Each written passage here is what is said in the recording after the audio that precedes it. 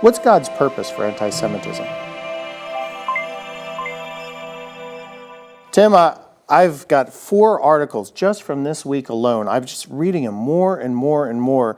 Anti-Semitism is becoming an acceptable thing in our society because of the war between Israel and Hamas. A Belgian writer says he wants to stab every Jew.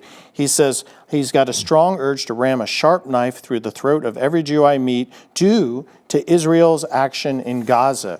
We have a IDF soldier's family in New York City, a hotel. Anti-Israeli protesters have been swarming his hotel to keep business from going there. We go up to Warsaw.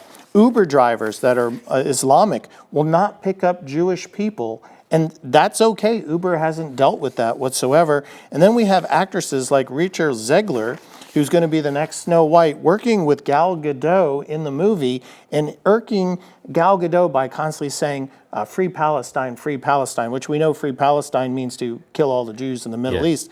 And it's become that this war that we forget that October 7th, Hamas, who has enslaved the people within Gaza, came into Israel and murdered horrifically 1,300 Jews and took hundreds into hostage. The Jewish people responded. They're trying to destroy Hamas, and yet the world seems to have rallied around Hamas, and because of that war, now anti-Semitism is okay. You know, it's not just enslaved the people of Palestine, really indoctrinated, propagandized, and radicalized many of the people of Palestine. I saw another reporter, a Jewish reporter, who went to the West Bank to ask what their perception was of the war in Gaza, and their command of even history was so far off that they had been completely propagandized, and he realized there can be no solution, two-state or otherwise, because people on the Palestinian side are absolutely radicalized. The problem is, even in our country, we've got so many who have been radicalized. Now, there is occasionally pushback.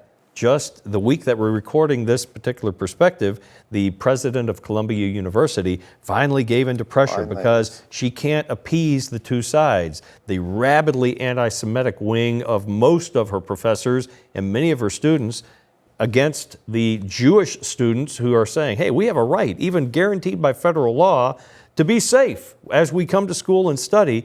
And she says, I can't possibly make these two sides get along or protect, so she just resigned.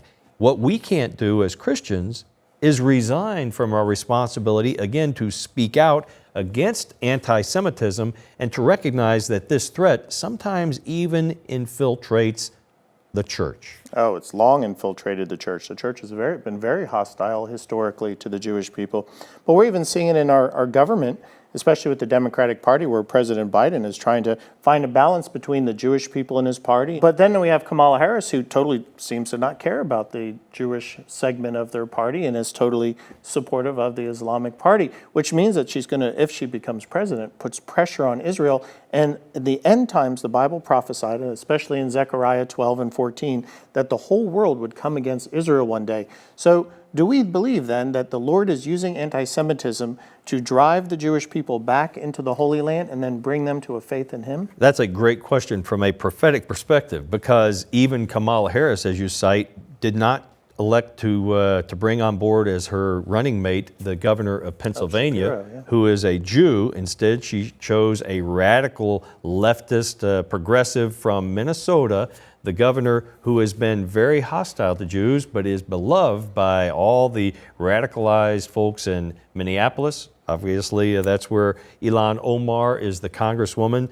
And so, yes, if the Harris-Walz ticket were to gain success this fall, then our country will turn even further against Israel. And Nathan, I think that the Jewish people realize that their friends and allies are dwindling, even in places like America, which used to be a strong supporter of Israel. That will wane. And the only place that they will have to turn, and Scripture says this is why the Lord will isolate them, is to the God of their father, Abraham, Isaac, and Jacob, their fathers, and they will turn to Him, and He will protect and preserve them. That's interesting, because you look in the Old Testament, when the Jewish people would turn to Egypt or some other country for support, God would actually punish that country for helping the Jewish people, because He wanted the Jewish people to focus on Him. And God never changes. Today, we're seeing that same thing. It seems like he doesn't want Israel running to America, running to the UN, running to NATO for their help and support. He wants them turning to him and him alone. And that's where all this is going prophetically. Is where it's going prophetically. Now, I dare say, I believe we have a responsibility to bless the Jewish people. As Christians, even as Americans, we're told to bless the descendants of Abraham. But there is coming a time prophetically when that will no longer happen, and the Jews will turn to him whom they have pierced. They will look upon him, and they will weep as over an only son. The challenge for us today is, are we serving our Jewish Messiah, and are we reflecting his love, his unconditional love for the people of Israel, for the Jewish people? I pray that all of us are. Nathan and I try to do so on a daily basis through our programming, but I pray that you too are praying for the peace of Jerusalem, knowing that Jerusalem, Israel, the Jewish people in general, will not have peace until they know the Prince of Peace, our Messiah, Jesus Christ.